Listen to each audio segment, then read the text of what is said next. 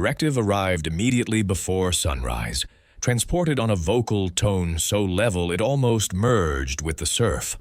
Disrobe. The females suspended. The moisture-laden atmosphere of Manila's harbor adhered to their epidermis like adhesive. Containers clattered, cables strained, and somewhere in the separation, a British transport vehicle backfired. But on this formation, 300 seized Japanese medical workers, administrators, and civilians, duration halted. They had perceived narratives of Allied retribution. Presently, it perceived like their opportunity had arrived. One female murmured, "Thus, this is how we perish." The sentinels didn't respond. They simply waited. Footwear transformed on stones. A seabird cried overhead. The aroma of saline, fuel, and terror blended into something metallic. Most of the females had marched for rotations before this, their garments stained with soil and crimson fluid. When the directive arrived, it wasn't shouted. It was announced, calm, procedural, almost rehearsed. That rendered it more severe. In that motionlessness, a second vocal tone fractured through. British pronunciation, youthful. "You will be examined for parasites and infection. Medical procedure. No harm will arrive to you." But the terminology didn't accommodate the instant. A combatant explaining compassion. Impossible. The females wavered. The sentinels waited, extended. Perspiration circulated downward spines. Soil adhered to bare ankles. Nobody maneuvered initially. Then one female, a former medical worker designated Akiko, progressed forward. Her appendages trembled as she unfastened her tunic. The others followed, disgrace burning through terror. Behind them, Allied medical personnel unfolded pale fabric sheets. Not cables, not weapons, fabrics. The impact struck more firmly than any projectile. One British commander rotated his countenance away as he provided Akiko a fabric. She had anticipated revulsion or brutality, but observed embarrassment. That flicker of decency fractured something interior her. This wasn't how adversaries behaved. As they dried themselves, she observed the sentinels maintaining their separation.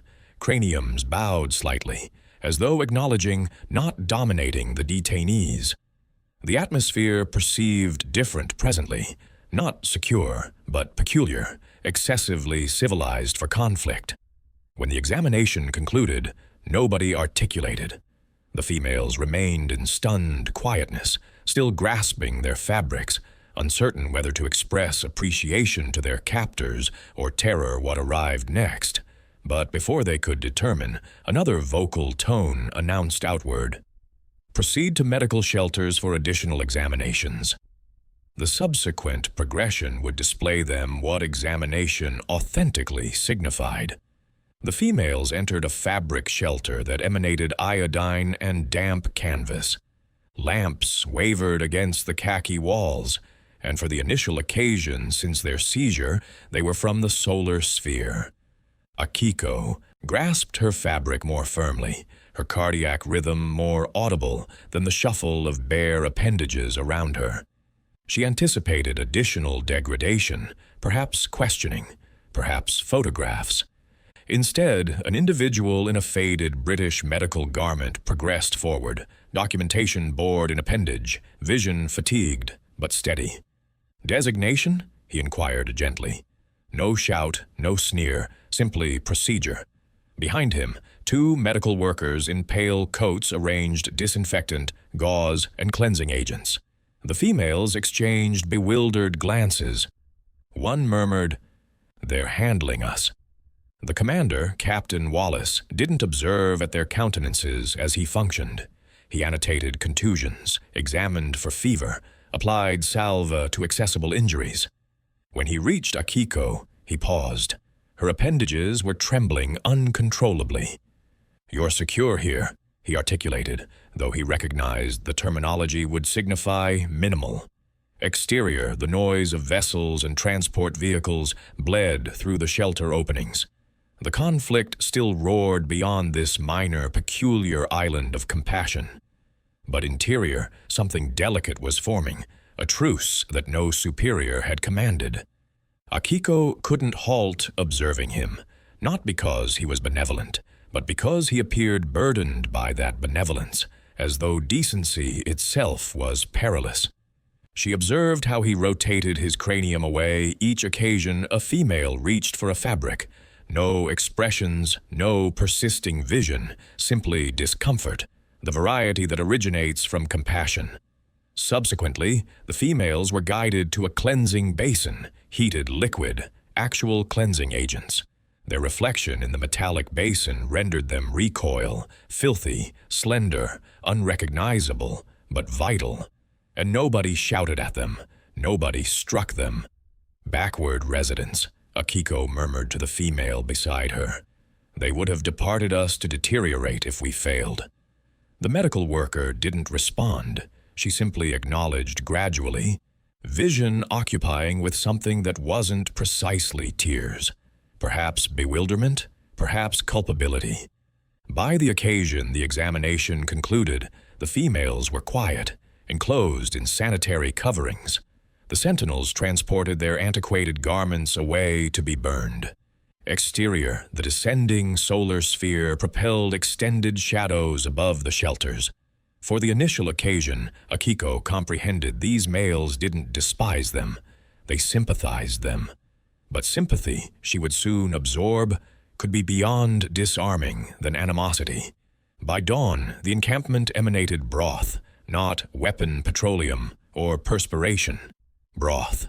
Vapor curled from metallic containers above accessible combustions as British and Australian support personnel maneuvered between the shelters, distributing metallic containers. The Japanese females wavered again. Every sensation screamed ambush. Their final warm nourishment had been lunar cycles ago, distributed by their own military before capitulating. Since then, nourishment had signified endurance of the most potent, acquiring, negotiating, enduring. Presently, the adversary presented soup.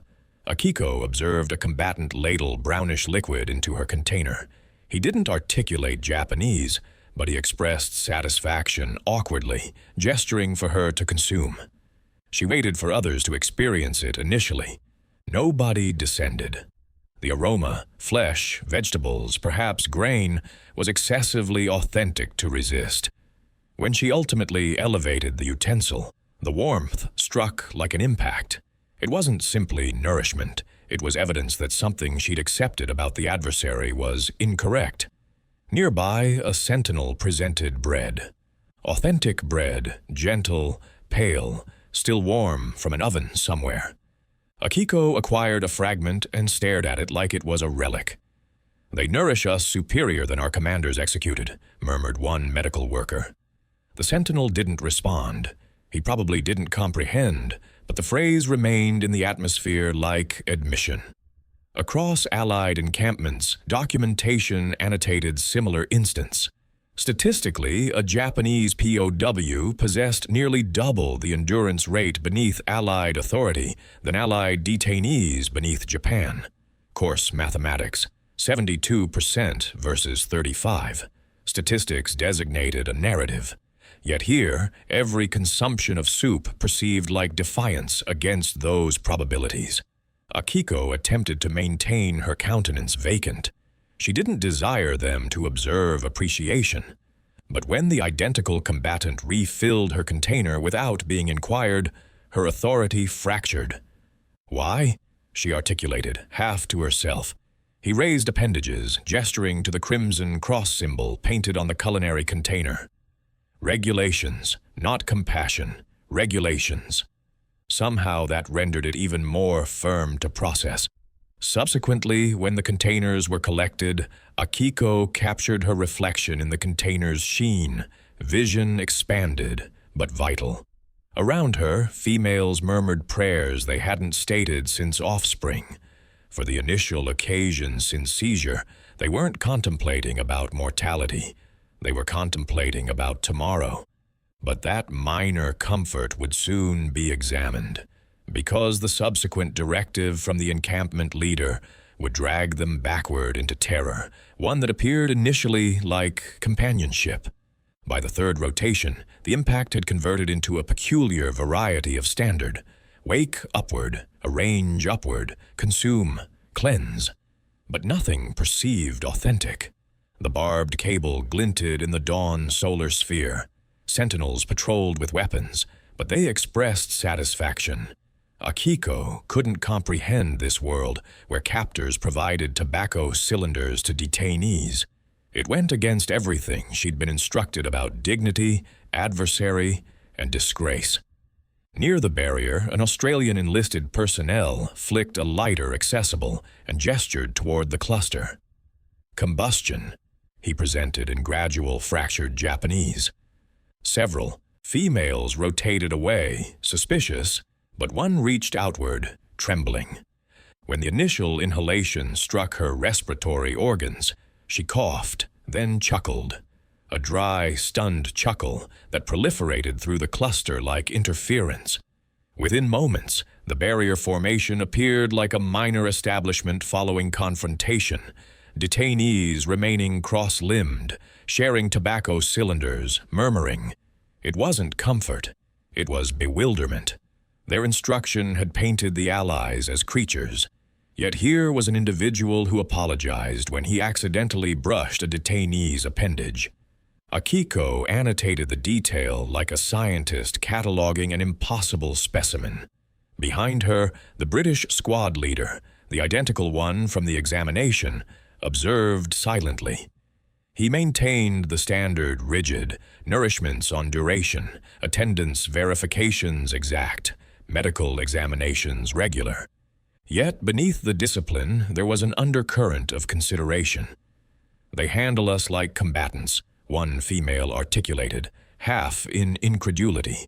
Another corrected her. "No, like humans." That evening, Akiko was called to assist in the medical facility. She had once been a medical worker. They required assistance sorting provisions. Interior, she observed containers stamped Medical Corps, Commonwealth, sanitary bandages, morphine, quinine. She'd never observed prosperity like this. Japan's own medical facilities had been operating on fragments by the conflict's conclusive year. She couldn't assist, murmuring. They possessed excessive amounts to forfeit. Industrial triumph was visible in every gauze circulation and metallic container.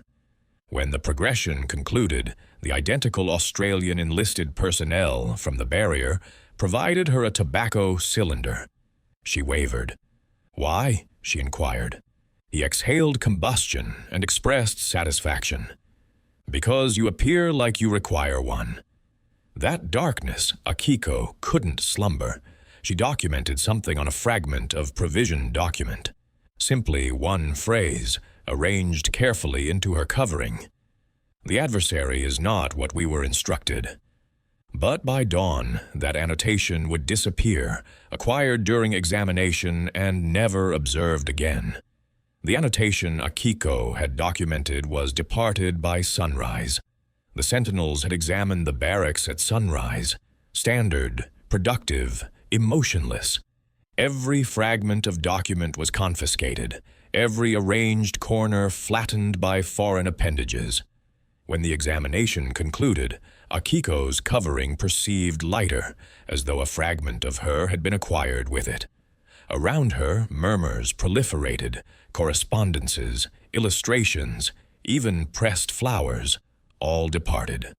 That afternoon, a British enlisted personnel examined the encampment bulletin aloud. "No personal correspondence permitted until examination by directive." The announcement resonated through the yard, converted in fragments by a Japanese converter. Some females lowered their craniums. Others stared vacantly at the terrain. They weren't infuriated, simply vacant. For them, terminology were the solely escape. Akiko couldn't permit it conclude there. That darkness beneath the dim lamp illumination, she commenced documenting again, this occasion on the dorsal of a medical marker. "To whoever discovers this," she commenced, "I was instructed that capitulation erased dignity. But here I observe males who display beyond dignity than those who instructed me. Her appendage trembled, but the terminology perceived vital. By the conclusion of the week, dozens of such correspondences circulated secretly among the POWs. They weren't communications residents. They were quiet admissions, some apologizing to the deceased, others portraying minor compassions. Chronologists subsequently discovered that beyond 17,000 POW correspondences like these were archived, censored, or destroyed in Allied custody. Most were never examined by their intended recipients. One evening, as Akiko arranged her correspondence, a familiar vocal tone interrupted. The British squad leader, Wallace, remained in the entrance. He didn't elevate his weapon. He simply stated, "You shouldn't risk this." His inflection wasn't threatening. It was fatigued, almost protective. She encountered his vision and inquired gently, "Why do you consider?" He didn't respond, simply acquired the document, wavered, and propelled it into his compartment. Rotations elapsed. Rumors proliferated that some sentinels were maintaining the correspondences, not for intelligence, but because they couldn't propel them away. Human terminology documented by the adversary were more firm to destroy than directives. Akiko never observed her correspondence again, but weeks subsequently, she observed the squad leader transported something arranged interior his torso compartment, always pressed against his cardiac organ. She never inquired if it was hers. She didn't require to. That correspondence, sealed in quietness, would soon determine both their destinies, though neither could conceive how. Squad leader Wallace remained on the periphery of his sleeping surface, the encampment muffled in post-curfew quietness. Exterior. The forest hummed with insects and distant transport vehicle machinery, but his concentration was on an arranged fragment of document resting in his palm. The correspondence. Her handwriting was neat, deliberate, formed by discipline. He had confiscated dozens previously, all destroyed per protocol. But this one he'd maintained. He instructed himself it was for documentation. He recognized that was a fabrication. He unfolded it again. The pigment had bled slightly from perspiration and moisture, but the terminology remained transparent. They handle us with consideration we do not deserve. Perhaps that is their potency. Wallace examined it twice, 3 occasions.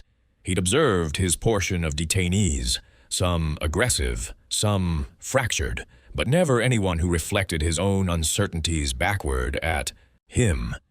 Every sentinel possessed a coping regulation. Don't contemplate excessively. But following lunar cycles on obligation, the walls between obligation and compassion were wearing slender. Leaders didn't warn you about that. They instructed you how to maintain structure, not how to remain human. The subsequent dawn, during attendance verification, Wallace captured Akiko's vision, for an instant extended than he should possess. She bowed slightly, a motion of quiet comprehension, not defiance. That singular instant would have traversed unobserved if another combatant hadn't been observing. By midday, rumors crawled through the barracks. The British gone gentle. He's protecting one of them. It wasn't authentic, but authenticity mattered diminished than perception in conflict. That darkness, Lieutenant Harris called him. "Maintain your separation, Wallace," the commander warned. "We're not here to fabricate companions." Wallace acknowledged, mandible compressed. "Yes, sir." But his consciousness replayed the terminology from her correspondence again and again. Allied documentation from 1945 displayed nearly 1 in 12 sentinels documented psychological strain from prolonged POW contact. The military designated it sentimental exhaustion. Wallace designated it moral conscience. He returned to his location, the arranged correspondence still in his compartment. The barbed cable gleamed in lunar illumination. Akiko remained near the barrier, silent. Their vision encountered briefly two detainees of circumstance, divided by regulations neither accepted in anymore. Behind them, murmurs expanded. The encampment was altering. Benevolence had become suspect. The identical humanity that had once impacted the detainees was presently converting against the males who displayed it. And before extended, the murmurs would become directives. By the conclusion of that week, the encampment perceived more frigid, though the Manila temperature hadn't altered. Combatants articulated, diminished, consumed tobacco beyond. The effortless discussion that once drifted between sentinels was replaced by murmurs. "You perceive about Wallace?" someone murmured in the nourishment chamber. "Examines their correspondences, discusses to them like population." Several chuckled, others didn't. In conflict, compassion was perilous. It obscured the boundary that rendered eliminating possible. Rumors proliferated rapidly in isolation. The culinary operators claimed Wallace provided additional bread to a Japanese medical worker. The provisions administrator swore he observed him transfer something arranged through the barrier. None of it could be demonstrated, but in the machinery of military discussion, evidence wasn't required. By the third retelling, Wallace wasn't simply a lenient sentinel. He was a sympathizer. The contradiction wasn't abandoned on him. The identical decency they were commanded to display, the Geneva regulations, the medical examinations, the compassionate provisions, was presently being twisted into suspicion. One enlisted personnel articulated, "You handle them gentle, they'll puncture you in the dorsal." Another responded, "She appears harmless until the weapon's in your skeletal structure." It didn't matter that there hadn't been a singular escape attempt. Terror was oxygen in the barracks. Akiko observed the alteration, too. The tobacco cylinders halted. The expressions vanished. The sentinels glanced through the detainees, not at them. The minor world of civility they'd constructed was fracturing. One afternoon during laundry obligation, Akiko overheard two Australian enlisted personnel disputing exterior the provision structure. "You authentically believe those females are simply medical workers?" one stated. "Intelligence operatives, beyond like. They recognize doctrines, transmission operations, wager half of them were instructed." The opposite raised appendages. "Perhaps, but they're defeated presently. Departed." That darkness, Wallace discovered an annotation on his sleeping surface. It wasn't authorized. Simply 3 terminology inscribed in writing implement. "Observe your dorsal." Documentation from 1945 validate that beyond 300 suspected intelligence instances surfaced across Allied Pacific directives. Most demonstrated false, but paranoia never required evidence. By dawn, fresh directives were posted on the bulletin surface. Certain detainees to be relocated, immediate transfer at sunrise. A catalog followed. Akiko's designation was on it. When Wallace observed it, his throat went dry. He comprehended transfers transpired constantly, but this perceived like erasure. And as the transport vehicles arranged upward beneath the illumination devices, he recognized he'd possessed to determine whether to comply his directives or defy them. The transport vehicles were already idling when sunrise fractured accessible the Manila atmosphere. Illumination devices severed through vapor and soil, propelling extended pale beams across the yard. Detainees remained in formations, silent, expressionless, grasping their minimal possessions in fabric containers. The noise of machinery drowned outward the avians. Akiko was in the second formation. Her designation had been announced 30 moments earlier, her digit stenciled onto a documentation board she wasn't permitted to observe. Wallace examined the manifest again. 51 detainees scheduled for transfer to the American sector. Standard relocation, the lieutenant had stated, but Wallace recognized the pattern. The troublemakers, the articulate, the ones who'd attracted excessive attention. and Akiko was on it. She captured his stare once as the sentinels commenced to tally craniums. No terminology, simply that identical quiet recognition that had formed between them weeks ago. He desired to articulate something, but articulation perceived perilous presently. The convoy leader shouted, "Maneuver!" Footwear crunched on stones, chains rattled gently, not restraints, but the noise of metallic rear portals propelling closed. Each transport vehicle acquired on its load of detainees, machinery accelerating in cadence. Wallace walked alongside, documentation board pressed to his torso. When Akiko ascended aboard, she rotated, wavered, then executed something that suspended him completely. She saluted, not a motion of mockery or capitulation, but consideration, a combatant's acknowledgement of another. The nearby sentinels didn't observe. Wallace stiffened instinctively, returned the salute with the most diminutive acknowledgement he dared risk.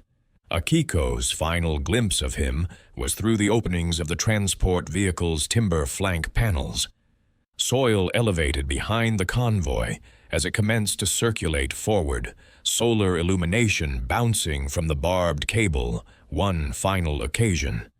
Documentation display that nearly half of all POW transfers during the Pacific campaigns occurred before sunrise, minimizing risk of sabotage or escape.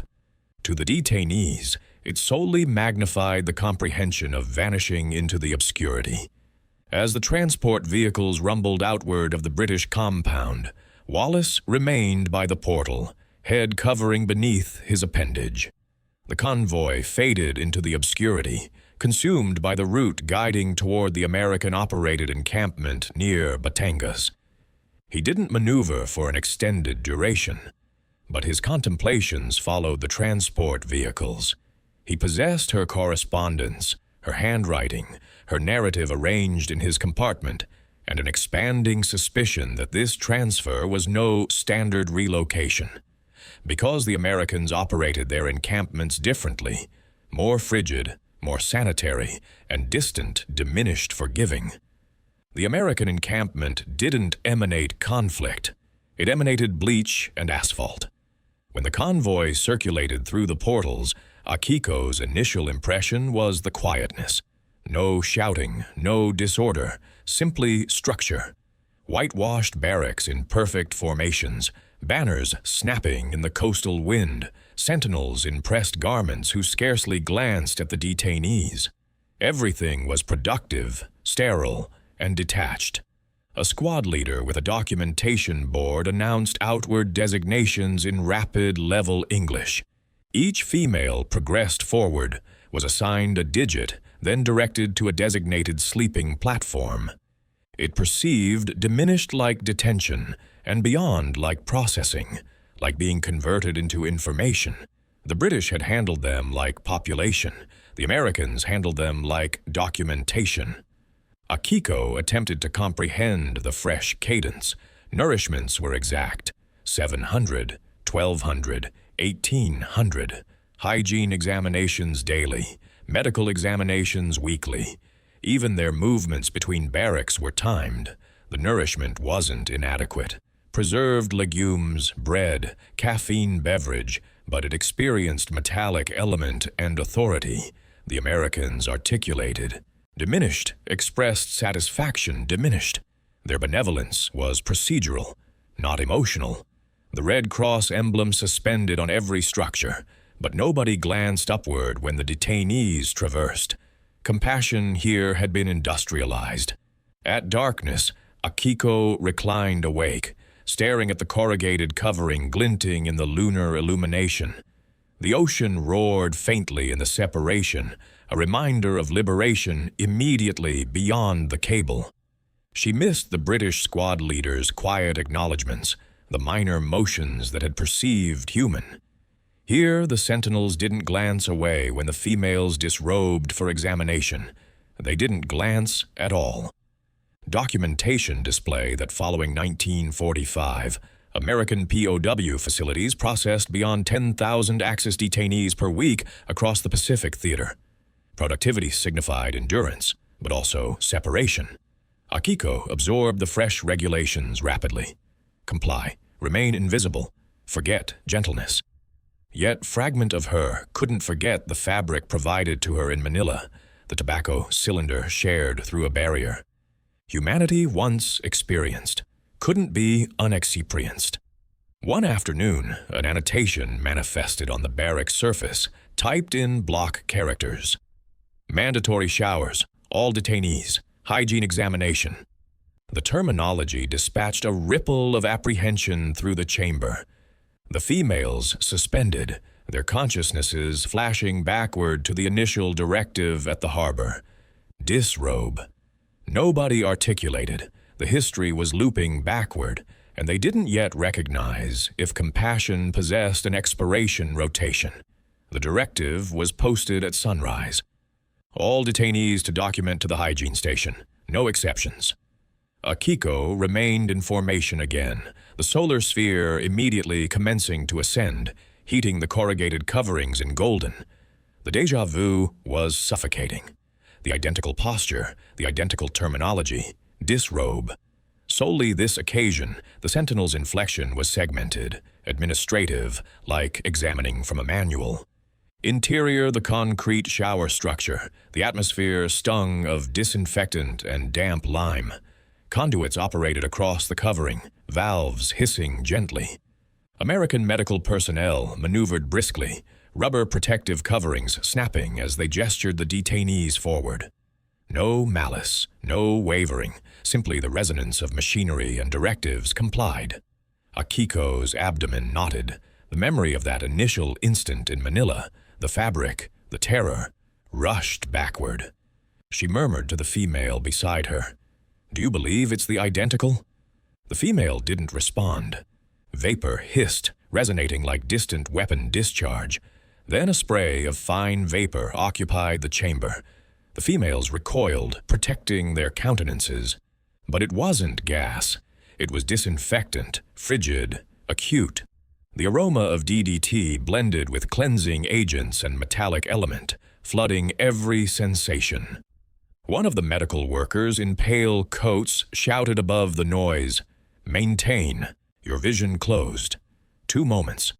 The Americans had reduced hygiene to science, every motion timed, every droplet calculated. The outcome, fewer outbreaks, fewer mortalities. Documentation annotate a 90% reduction in ailment in encampments that utilized DDT protocols. To the medical personnel, it was triumph through sanitation.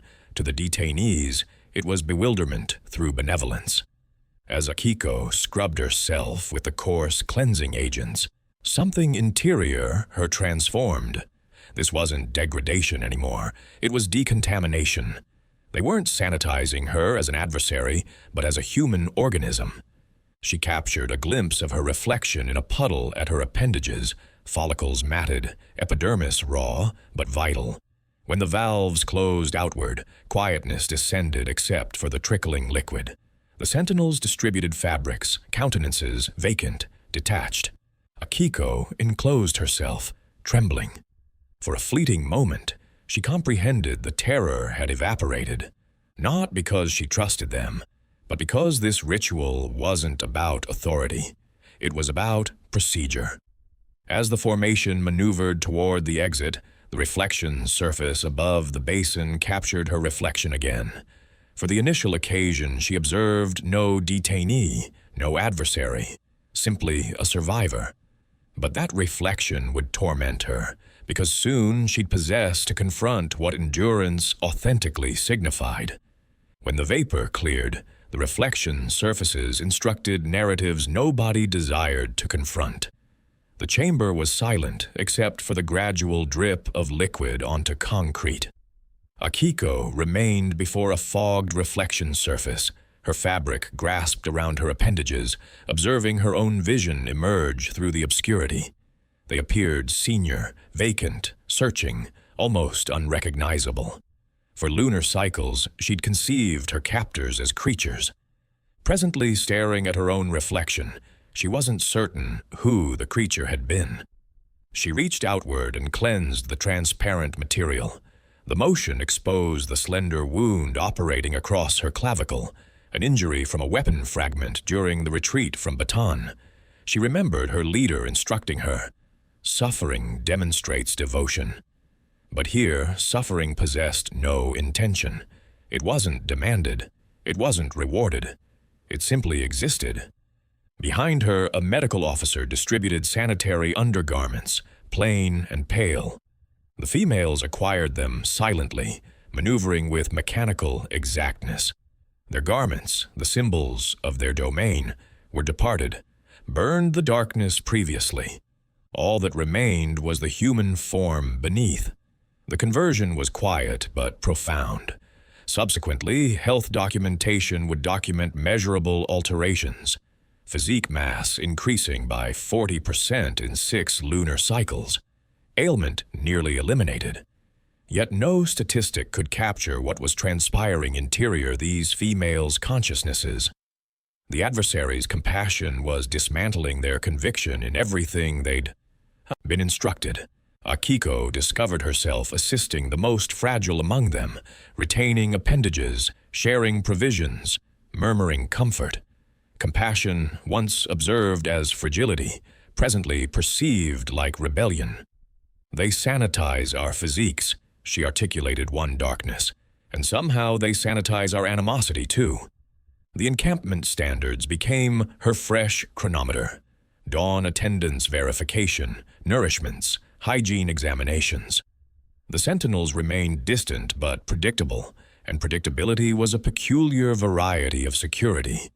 For the initial occasion, slumber arrived without nightmares.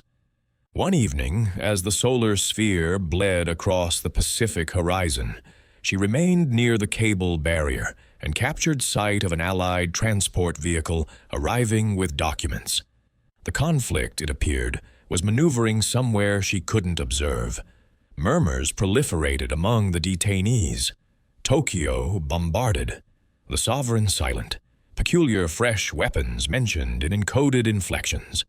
That darkness, Akiko returned to the reflection surface. The identical countenance stared backward. But this occasion, there was no terror, no incredulity, simply waiting. She didn't recognize it yet, but the subsequent noise she'd perceive would not be weapon discharge. It would be capitulation. The announcement arrived not with weapon discharge or trumpets, but through a crackling loudspeaker mounted on a transport vehicle. Midday, August 15th, 1945. The American encampment remained motionless beneath the burning tropical solar sphere as a squad leader adjusted the dial, his vocal tone scarcely more audible than the interference. "Japan has accepted the terms of unconditional capitulation." For an instant, nobody maneuvered, the terminology suspended in the humid atmosphere like combustion following an explosion. The Japanese females suspended in location, appendages still mid-task, laundry containers half-submerged, utensils paused above metallic platforms. No celebrating, no collapse, simply quietness so complete that even the wind appeared to halt. Akiko's respiration captured. She'd conceived this rotation 1,000 manners, combustion, retribution, collapse. But this, a singular vocal tone declaring the conclusion of everything she'd accepted. It perceived unreal. Around her, the females stared at one another as though waiting for someone to interpret the signification. The American sentinels didn't celebrate either. They simply removed their head coverings and remained in motionlessness. Even they appeared to comprehend that this wasn't triumph. It was a eulogy. The world they'd engaged to destroy had capitulated, and yet nobody appeared triumphant. Akiko descended to her knees, not from grief, but from bewilderment. If capitulation wasn't disgrace, what was it? She remembered the reflection surface, the fabric, the tobacco cylinder, the minor compassions that had redefined her concept of adversary and dignity. Perhaps this instant wasn't defeat, but liberation. Nearby, an American commander lowered the encampment banner to half position, a motion that rendered the females murmur. Consideration for them, For the deceased, for everyone who hadn't endured, extended adequate to perceive the transmission crackle. The loudspeaker engaged faint melody next. Interference-curled transmission of Sovereign Hirohito's vocal tone, ceremonial and restrained. Terminology most of them couldn't perceive transparently, but recognized by inflection. It wasn't capitulation as degradation, it was capitulation as endurance. One female commenced to weep gently, almost politely. Another followed, but Akiko remained motionless, her countenance dry, her cardiac organ peculiarly tranquil. For the initial occasion, she contemplated, "We are all simply human." The sentinels commenced to walk the boundary again, but more gradually presently, as though uncertain what arrived next. The conflict had concluded, but the encampment portals didn't access, because tranquility, she comprehended, doesn't arrive with a mechanism. It arrives with waiting.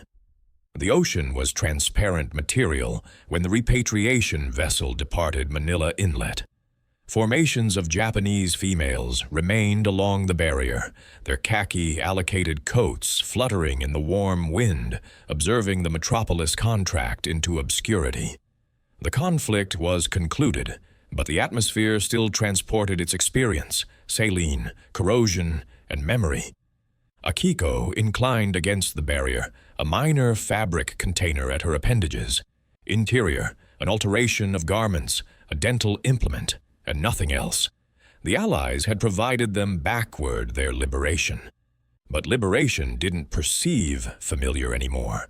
For rotations, the vessel sailed through tranquil liquids, severing across an invisible map of battlefields.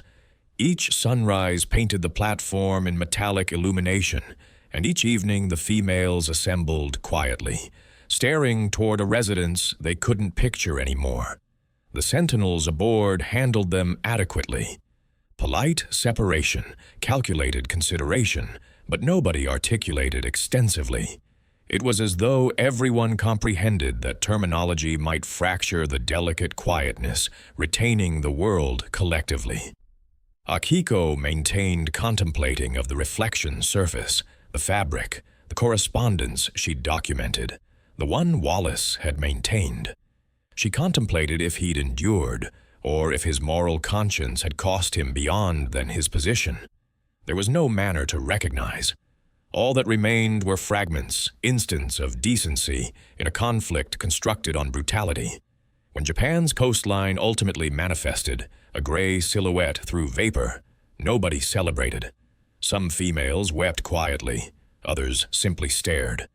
The docks were crowded with officials, medical workers, and silent males in armbands stating repatriation dominance. The metropolis beyond was unrecognizable. Tokyo reclined in ruins, rooftops twisted like document, pathways arranged with scorched brick. Even the atmosphere emanated different, combustion blended with seaweed, the aroma of defeat. Beyond 6.4 million Japanese citizens would return residence between 1945 and 1950. But residence for most, no extended existed. The domain they'd pledged their existences to had vanished. What waited was hunger, disgrace, and uncertainty. As Akiko progressed from the vessel, she grasped her container more firmly. An offspring presented her a grain sphere through the barrier, half-fractured, still warm. She bowed, tears burning her vision. Benevolence again. From a stranger, immediately when she believed she'd forgotten what it appeared like. That darkness in a crowded dormitory, she unpacked her minimal possessions. At the bottom of the container, arranged and yellowed, was the document the sentinels had missed, the unfinished correspondence she believed was departed. It was waiting for a conclusion. Years elapsed before anyone accessed the envelope again. By then the document had yellowed, the pigment had bled slightly, but Akiko's handwriting was still graceful, disciplined, even in sorrow. She'd concealed the correspondence for decades. Arranged into the lining of an antiquated coat, she refused to propel away. Duration maneuvered onward, occupation, rebuilding, a fresh banner, a fresh anthem. But every August, when the insects commenced to resonate, she'd discover herself contacting that concealed compartment. Remembering the rotation, she initially documented those terminology. In 2019, extended following her mortality, her granddaughter donated the coat to a minor chronology museum in Canberra. The archivist almost missed it. The document was tucked profound interior, delicate as cinders. When unfolded, the initial phrase stated, "To the individual who displayed me compassion when conflict forgot how." The handwriting was dated 1945. No surname, simply Akiko. The correspondence portrayed the Manila encampment, the fabric, the tobacco cylinder, the transfer. It wasn't an affection correspondence. It was a documentation of conversion. "I accepted we were instructed to perish with dignity," it stated, "but you instructed me there is dignity in permitting others exist." Curators traced the details and discovered a matching designation in British conflict documentation. Squad leader David Wallace, Royal Military Medical Personnel, endured 1945, discharged in 46. Among his possessions donated by his offspring decades subsequently was a minor bundle of personal items. Interior, an arranged correspondence documented in Japanese, converted by appendage on the dorsal in writing implement. The identical phrases, the identical handwriting. 2 correspondences, 2 flanks of the identical conflict, preserved continents apart. The chronologist who discovered them documented, "It wasn't strategy that concluded their animosity, it was minor decencies." The documents became fragment of an exhibition titled "Compassion Outlasts Triumph." Visitors would halt before the exhibition, examining her terminology beneath the dim museum illuminations. No garments, no medals, simply handwriting and quietness. In the conclusive phrase, Akiko had documented, "If this correspondence endures, permit it instruct the authenticity. The adversary I feared most was my own cardiac organ." Her granddaughter remained before that transparent material enclosure on accessing rotation, vision damp, murmuring her designation. Exterior, precipitation tapped against the museum apertures, gentle, persistent, like the resonance of a vessel machinery fading into fog. Conflict had concluded 70 years earlier, but her terminology were still marching.